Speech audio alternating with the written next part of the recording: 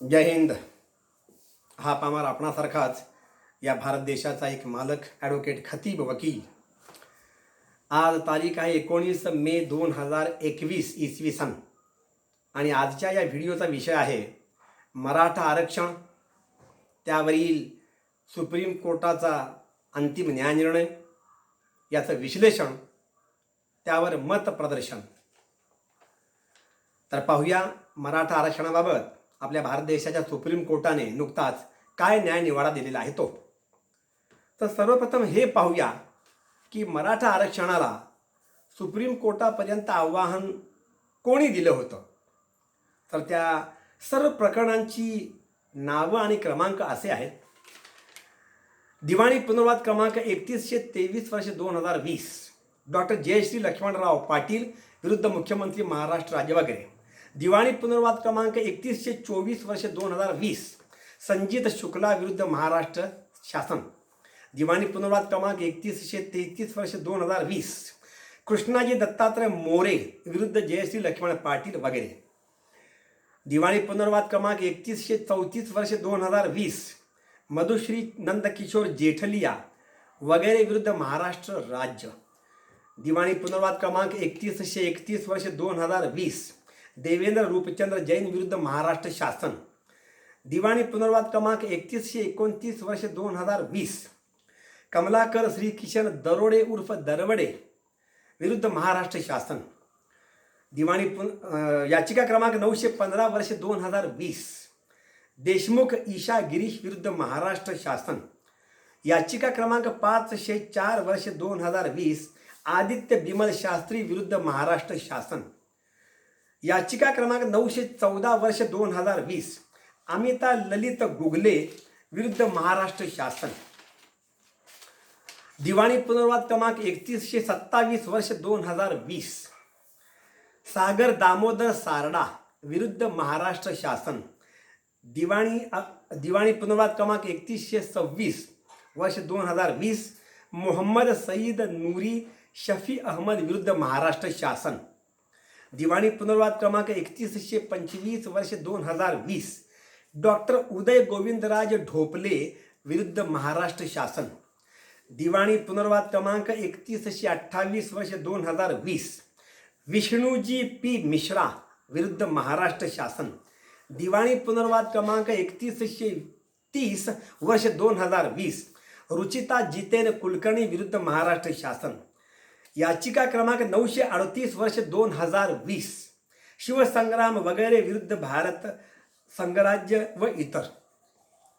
हा न्यायनिर्णय दिला सुप्रीम कोर्टाच्या संविधान पीठानं, ज्याचे सदस्य होते 5 न्यायाधीश. त्यांची नावं अशी आहेत: अशोक भूषण, एस अब्दुल नजीर, एल नागेश्वर राव, हेमंत गुप्ता आणि रवींद्र भट.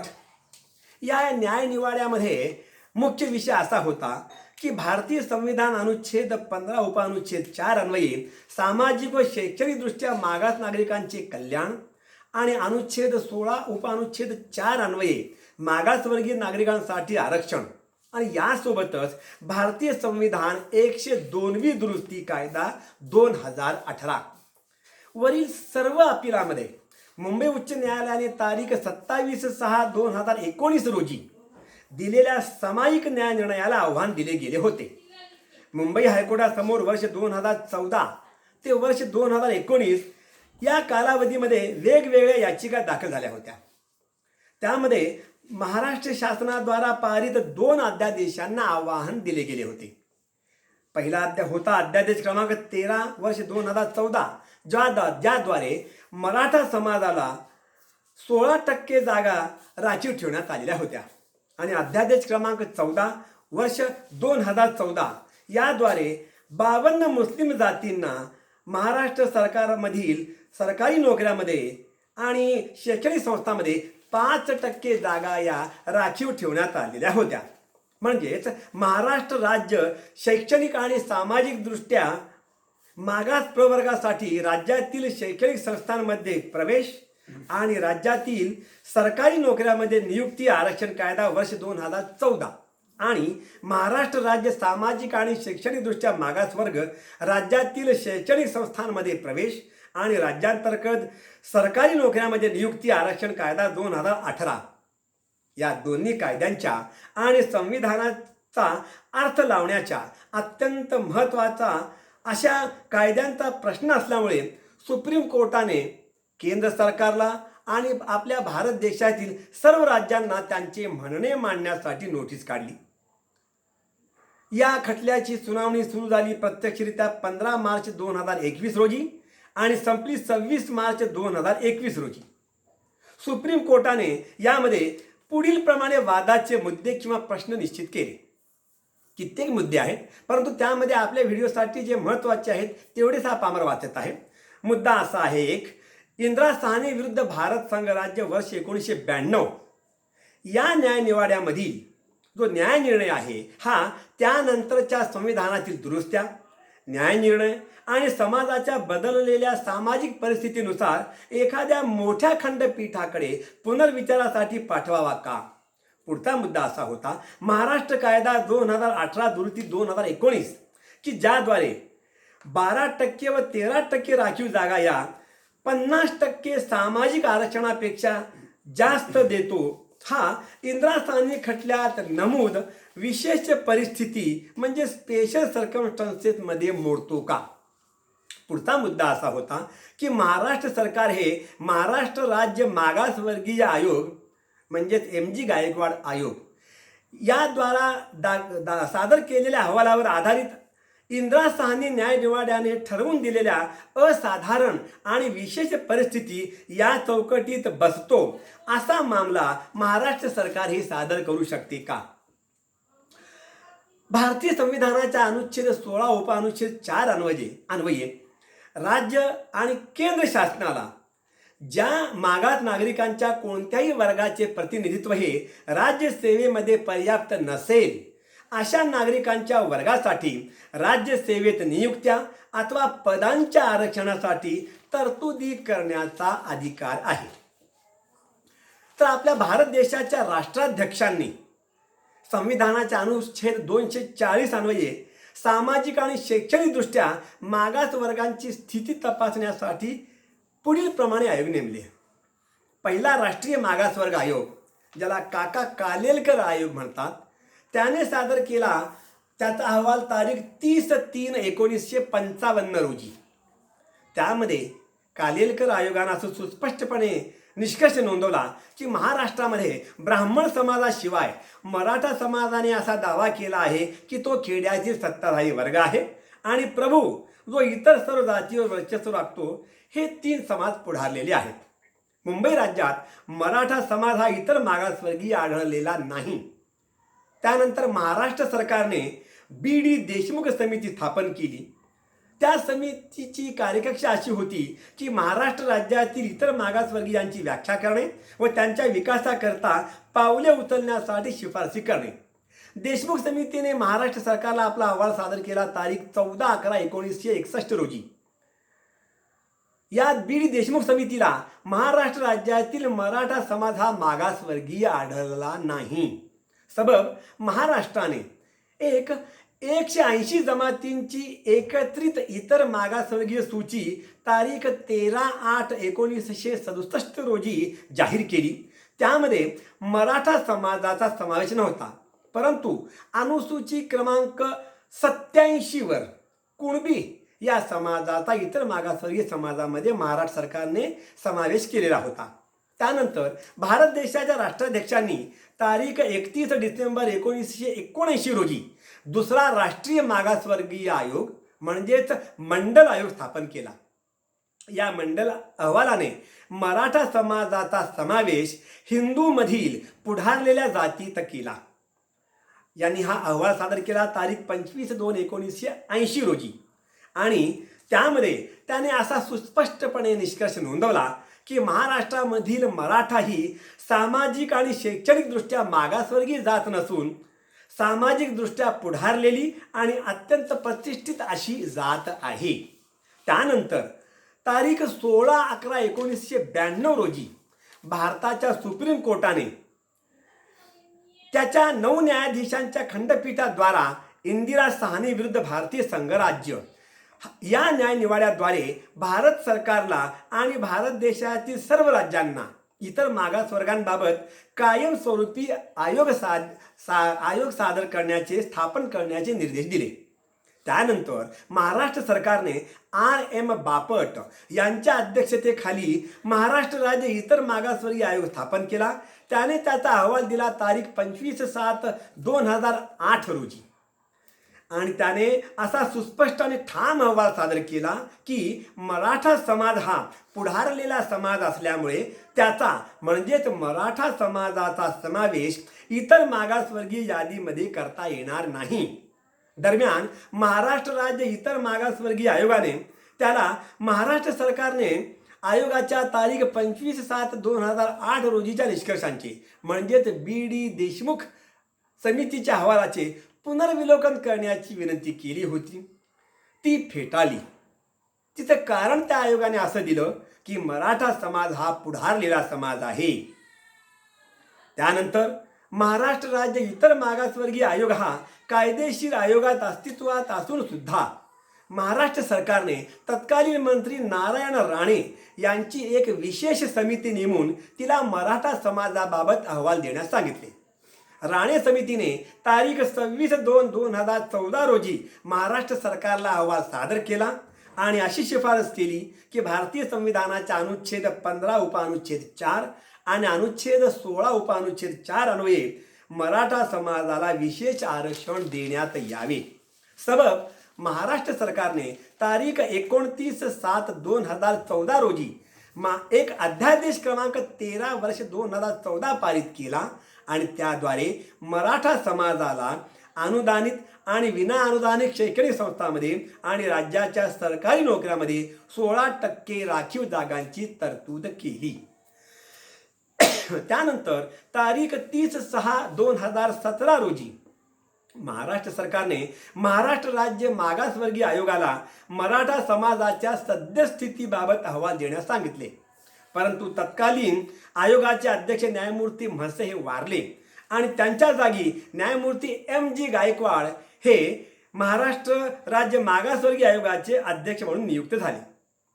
तर न्यायमूर्ती M.G. गायकवाड यांच्या अध्यक्षतेखालील महाराष्ट्र राज्य मागासवर्गीय आयोगाने मराठा समाजाच्या सामाजिक आणि शैक्षणिक दर्जाबाबतचा अहवाल सादर केला आणि महाराष्ट्र सरकारला अशी शिफारस केली की मराठा समाजाला सामाजिक आणि शैक्षणिक मागास प्रवर्ग म्हणून जाहीर करून त्याला आरक्षण देण्यात यावे. सबब M.G. गायकवाड आयोगाच्या या शिफारशींच्या अनुषंगाने महाराष्ट्र सरकारने वर्ष 2018चा मराठा समाजासाठी आरक्षणाचा कायदा पारित केला. तर आरक्षणाबाबत काय कायदेशीर तरतूद आहे ते पाहूया. सुप्रीम कोर्टाने इंदिरा साहनी या न्यायनिवाड्यामध्ये अनुच्छेद 16 उपअनुच्छेद 4 भारतीय संविधानाच्या असा कायदा केलेला आहे की अनुच्छेद 16 उपअनुच्छेद 4 अन्वये अनुच्छेद 16 उपअनुच्छेद 4 बाबत कायदा असा आहे की राखीव जागा या 50% जास्त असू नयेत. राखीव जागा म्हणजेच आरक्षण 50% जास्त वाढवण्यासाठी असाधारण विशेष परिस्थिती असली पाहिजे आणि ज्यासाठी महत्तम सावधानता दाखवली पाहिजे. तर सुप्रीम कोर्टाने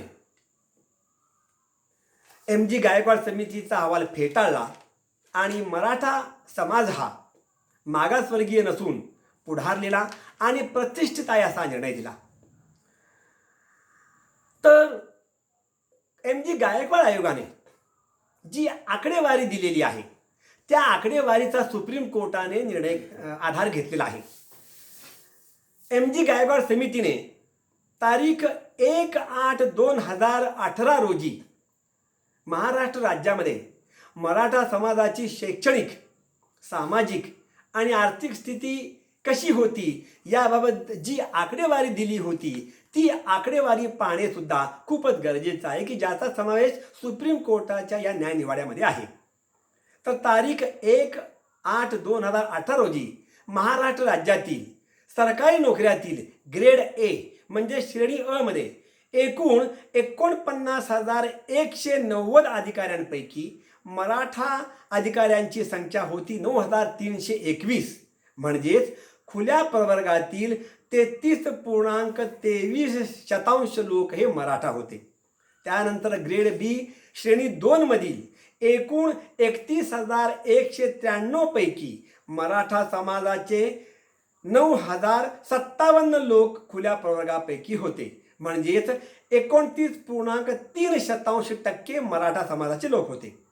त्यानंतर श्रेणी क ग्रेड सी मध्ये खुला प्रवर्गामध्ये एकूण जागा होत्या 4,13,181. त्यापैकी मराठा समाजाच्या लोकांची संख्या होती 1,53,224. म्हणजेच 37.6% लोक हे मराठा समाजाचे होते. ग्रेड डी श्रेणी ड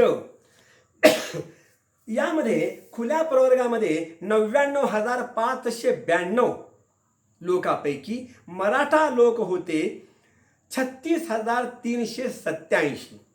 म्हणजेच 36.53% लोक हे मराठा होते.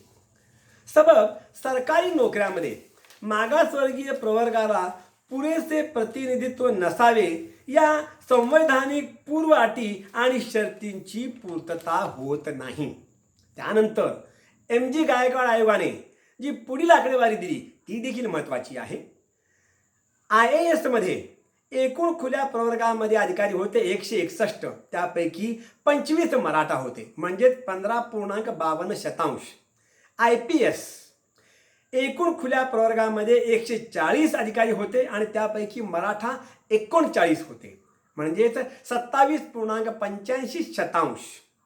IFS मध्ये एकूण खुल्या प्रवर्गामध्ये अधिकाऱ्यांची संख्या होती महाराष्ट्रामध्ये 89. त्यापैकी मराठा होते 16 म्हणजेच 17.97%. महाराष्ट्र राज्यातील मंत्रालयामधील कर्मचाऱ्यांची वर्गवारी MG गायकवाड आयोगाने दिलेली होती. ती अशी होती: एकूण खुला प्रवर्ग, मराठा आणि टक्केवारी अशा प्रकारे वर्गवारी केलेली आहे. अ वर्गामध्ये 248 पैकी मराठा 93, टक्केवारी 67.5%. ब प्रवर्गामध्ये 793 पैकी 415 मराठा, टक्केवारी 52.33%. क प्रवर्गामध्ये 808 पैकी 421 मराठा म्हणजे 52.10%. ड प्रवर्गामध्ये 333 पैकी 185 मराठा होते म्हणजेच टक्केवारी आली 55.55%. त्यानंतर महाराष्ट्राच्या कायदेमंडळामध्ये मराठा समाज बहुमतामध्ये आहे. त्याची आकडेवारी त्यांनी तशी दिलेली आहे की एकूण झालेल्या मुख्यमंत्र्यापैकी महाराष्ट्र राज्याच्या 19 पैकी 13 मराठा होते. महाराष्ट्र राज्यातील एकूण 25 मेडिकल कॉलेजेस पैकी 17 मराठा समाजाद्वारे स्थापित आणि नियंत्रित आहेत.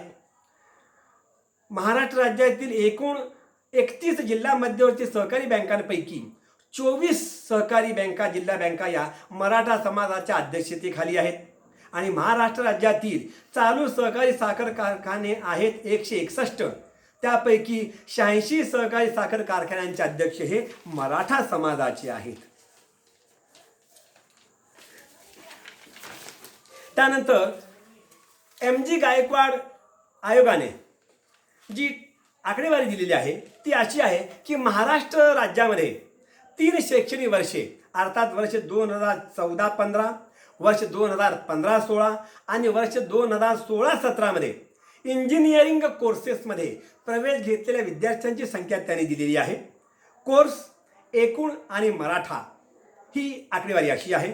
इंजिनिअरिंग डिप्लोमामध्ये एकूण विद्यार्थी संख्या होती 1,67,168. त्यापैकी मराठा होते 34,248. इंजिनिअरिंग ग्रॅज्युएशनच्या कोर्सेसमध्ये विद्यार्थ्यांची एकूण संख्या होती 2,21,127. त्यापैकी मराठा समाजाची संख्या होती 32,045. इंजिनिअरिंग पोस्ट ग्रॅज्युएट कोर्सेसमध्ये विद्यार्थ्यांची एकूण संख्या होती 63,795. त्यापैकी मराठा समाजाची संख्या होती 12,666. तर या कालावधीमध्ये महाराष्ट्र राज्यातील मेडिकल कोर्सेसमध्ये प्रवेश घेतलेल्या विद्यार्थ्यांची संख्या त्यांनी दिलेली आहे. Graduate and post graduate medical courses in Maharashtra. Academic year total आणि मराठा. वर्ष 2015-16 MBBS मध्ये एकूण विद्यार्थी होते 4,720. त्यापैकी मराठा होते 428. प्रतिशत आहे 9.1%. इतर मेडिकल कोर्सेस ज्यामध्ये BDS, होमिओपॅथी, आयुर्वेद, युनानी आणि डेंटल कोर्सेसचा समावेश आहे. त्यांची संख्या होती 14,360. त्यापैकी मराठा समाजाचे लोक होते 2,620. टक्केवारी 18.2%. या शैक्षणिक वर्षामध्ये एकूण 19,080 विद्यार्थ्यांपैकी मराठा विद्यार्थ्यांची संख्या होती 3,048 आणि एकूण टक्केवारी होती 16%. वर्ष 2016-17 महाराष्ट्र राज्यातील MBBSच्या कोर्सेसमध्ये विद्यार्थ्यांची संख्या होती 5,170. त्यापैकी मराठा विद्यार्थ्यांची संख्या होती 270. टक्केवारी 5.2%. आणि इतर कोर्सेसमध्ये विद्यार्थ्यांची संख्या होती 14,098.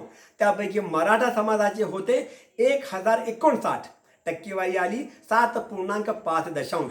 म्हणजेच वर्ष 2017 एकूण विद्यार्थ्यांपैकी 19,268 या खुल्या प्रवर्गापैकी मराठा विद्यार्थी होते 1,329 आणि एकूण टक्केवारी आली 6.9%.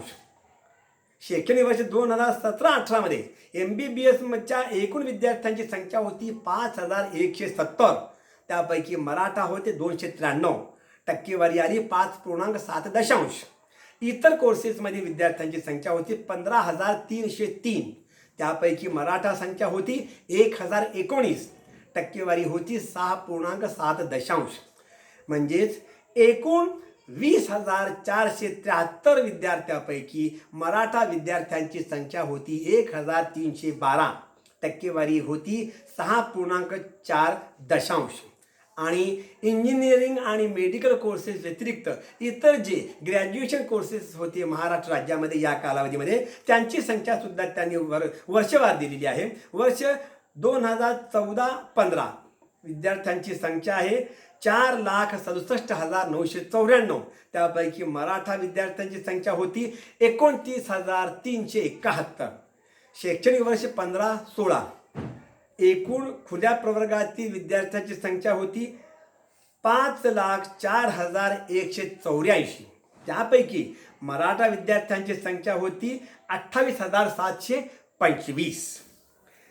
वर्ष 2016-17 या वर्षामध्ये महाराष्ट्र राज्यातील इतर कोर्सेसमधील विद्यार्थ्यांची संख्या होती खुल्या प्रवर्गातील विद्यार्थ्यांची संख्या होती 5,57,394. त्यापैकी मराठा विद्यार्थी संख्या होती 27,597. त्यानंतर सुप्रीम कोर्टाने मुंबई हायकोर्टासमोर याच प्रकरणामध्ये सुहास पळशीकर आणि नितीन बिरमल लिखित politics of Maharashtra local context of the political process वर्ष 2007 या ग्रंथामध्ये जी आकडेवारी दिलेली आहे त्या आकडेवारीचा सुद्धा उल्लेख केलेला आहे. ती आकडेवारी अशी आहे: 1962 ते वर्ष 2004 या कालावधीमध्ये महाराष्ट्र राज्यातील एकूण आमदारांच्या संख्या 2,430 पैकी मराठा आमदार होते 1,336 म्हणजे 55%. राज्यातील एकूण शैक्षणिक संस्थांपैकी 54% शैक्षणिक संस्था या मराठा समाजाद्वारे संचलित होत्या. त्यानंतर महाराष्ट्र राज्यातील विद्यापीठांच्या व्यवस्थापनामध्ये 60% ते 75% लोक हे मराठा आहेत. त्यानंतर महाराष्ट्र राज्यातील एकूण सहकारी साखर कारखाने होते 105. त्यामध्ये 85 सहकारी साखर कारखाने हे मराठ्यांद्वारे नियंत्रित होते. त्यानंतर सुमारे महाराष्ट्र राज्यातील 23 जिल्हा मध्यवर्ती सहकारी बँकांचे अध्यक्ष हे मराठा आहेत. त्यानंतर महाराष्ट्र राज्यातील 71.4 सहकारी संस्था या मराठा समाजाच्या नियंत्रणात आहेत. राज्यातील 75% ते 90% जमिनी या मराठा समाजाच्या मालकीच्या आहेत.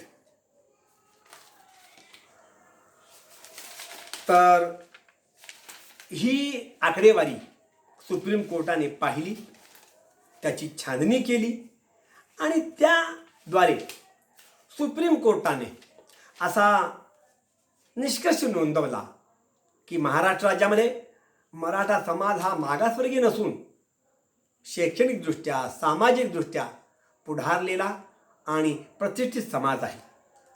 त्यासाठी सुप्रीम कोर्टाच्या या न्यायनिवाड्यामध्ये आपल्या भारत देशाच्या संविधान सभेमध्ये तारीख 30/11/1948 रोजी डॉक्टर बाबासाहेब आंबेडकर यांनी जे मत मांडलं होतं ते उद्धृत केलेलं आहे. डॉक्टर बाबासाहेब आंबेडकर असं म्हणाले होते की आरक्षण हे अल्प जागांपुरतेच मर्यादित असले पाहिजे. म्हणजेच रिझर्वेशन शुड बी लिमिटेड और प्रोव्हाइडेड फॉर मायनॉरिटी सीट्स. आणि सुप्रीम कोर्टाने याच न्यायनिवाड्यामध्ये अमेरिकेचे तत्कालीन अध्यक्ष फ्रँकलिन रूझवेल्ट यांचं एक वचन उद्धृत केलेलं आहे. ते असं आहे की the test of our progress is not whether we add more to the abundance of those who have much. It is whether we provide enough for those who have too little. याचा आपल्या साध्या सुध्या मराठी बोली भाषेमध्ये अर्थ असा होतो की प्रगतीचा निकष हा पोट भरलेल्या लोकांना जास्त जेवण देणे हा नाही, तर प्रगतीचा निकष हा उपाशी असलेल्या लोकांना पर्याप्त अन्न देणे हा आहे. तर सुप्रीम कोर्ट असं म्हणतं की MG गायकवाड आयोगाने महाराष्ट्र राज्याच्या सरकारी नोकऱ्यातील मराठा समाजाची टक्केवारी ही एकूण सरकारी कर्मचाऱ्यांच्या संख्येशी तुलना करून काढलेली आहे, की जे चुकीचं आहे. मराठा समाज हा खुल्या प्रवर्गात स्पर्धा करतो, म्हणून मराठा समाजाची टक्केवारी ही खुल्या प्रवर्गाच्या संख्येशी तुलना करून काढायला पाहिजे होती, जी MG गायकवाड आयोगाने काढली नाही आणि चूक केलेली आहे. आणि MG गायकवाड आयोगाची दुसरी चूक म्हणजे मराठा समाजाची सरकारी नोकऱ्यातील टक्केवारी ही मराठा समाजाच्या लोकसंख्येच्या प्रमाणात नाही, म्हणून मराठा समाज मागास आहे हा चुकीचा निष्कर्ष काढलेला आहे. सुप्रीम कोर्ट या न्यायनिवाड्यामध्ये असं म्हणतं की इंदिरा साहनी न्यायनिवाडा असं सांगतो की भारतीय संविधानाच्या अनुच्छेद 16 उपअनुच्छेद 4 अन्वये आरक्षणाची पूर्व शर्त ही अशी आहे की पुरेसे प्रतिनिधित्व नसणे, अर्थात सरकारी नोकऱ्यामध्ये शैक्षणिक संस्थांमध्ये अपुरे प्रतिनिधित्व असणे ही आहे. लोकसंख्येच्या प्रमाणामध्ये सरकारी नोकऱ्यामध्ये किंवा शैक्षणिक संस्थांमध्ये प्रतिनिधित्व ही पूर्वअट शर्त नाही.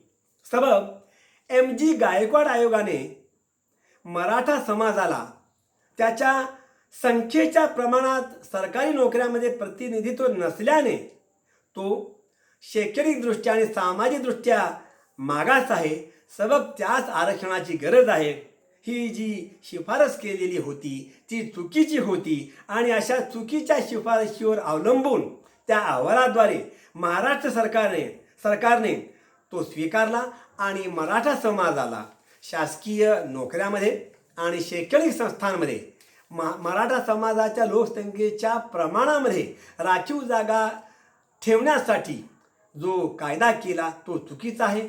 कारण मराठा समाजाला शैक्षणिक संस्थांमध्ये आणि सरकारी नोकऱ्यामध्ये पुरेसे प्रतिनिधित्व आहे. म्हणून सुप्रीम कोर्टाने असा निष्कर्ष काढला की महाराष्ट्र राज्यातील मराठा समाज हा शैक्षणिकदृष्ट्या, सामाजिकदृष्ट्या प्रगत आणि पुढारलेला आणि प्रतिष्ठित समाज आहे आणि सबब त्याला महाराष्ट्र राज्यामधील सरकारी नोकऱ्यामध्ये आणि महाराष्ट्र राज्यातील विविध अनुदानित आणि विनाअनुदानित शैक्षणिक संस्थांमध्ये पुरेसे प्रतिनिधित्व आहे. भारतीय संविधानाच्या अनुच्छेद 16 उपअनुच्छेद 4 मधील पूर्व अटही पुरेसे प्रतिनिधित्व ही आहे. कुठल्याही जातीच्या, समाजाच्या संख्येच्या प्रमाणातील प्रतिनिधित्व नाही आहे. म्हणून सुप्रीम कोर्टाने महाराष्ट्र सरकारनं मराठा समाजाला अनुदानित आणि विनाअनुदानित शैक्षणिक संस्थांमध्ये आणि महाराष्ट्र राज्यातील सरकारी नोकऱ्यामध्ये राखीव जागा ठेवण्यासाठीचा जो कायदा केला होता त्याला अनकॉन्स्टिट्यूशनल म्हणजेच असंवैधानिक घोषित केलं आणि तो रद्दबातल केला. जर आपणास हा व्हिडिओ आवडला असेल आणि या व्हिडिओमधील संबोधनाबाबत आपल्या टीका टिप्पण्या कॉमेंट बॉक्समध्ये अवश्य कराव्यात अशी नम्र विनंती. जय हिंद.